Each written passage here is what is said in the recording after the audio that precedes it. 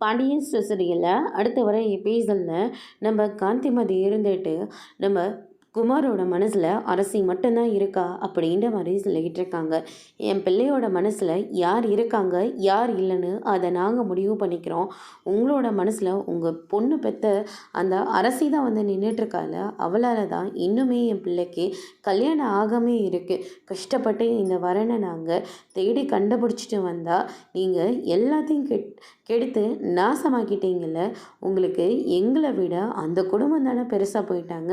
இனிமேல் இந்த வீட்டில் உங்களுக்கு இடம் இல்லை, நீங்கள் அந்த வீட்டுக்கே போங்க அப்படின்னு சொல்லிட்டு நம்ம சக்திவேல் இருந்துட்டு அப்பத்தாவை வெளியே துரத்தி விடுறாங்க. பாண்டியன் எல்லாம் பயங்கரமாக ஷாக் ஆகுறாங்க. அதுக்கு அடுத்ததான் வந்து பார்த்தீங்கன்னா, என்னப்பா இப்படி தான் பண்ணிக்கிட்டு இருக்க அப்படின்னு சொல்லிட்டு குமார் வந்து சொல்லவும், டேய் வாயை மூடிட்டு சும்மா இரு அப்படின்ற மாதிரி சொல்லிக்கிட்டு இருக்காங்க.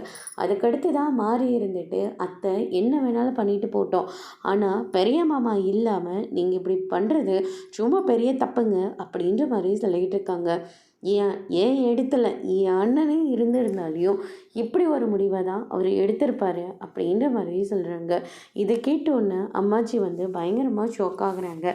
பாண்டியன் இருந்துட்டு அத்தை என்னாச்சு அப்படின்னு சொல்லிட்டு கேட்கவும், அதுக்கடுத்ததாக நீ தானே இதுக்கு எல்லாத்துக்கும் கதை எழுதுனால அப்படின்ற மாதிரி பாண்டியன்கிட்டேயும் சண்டைக்கு போகிறாங்க சக்திவேலு.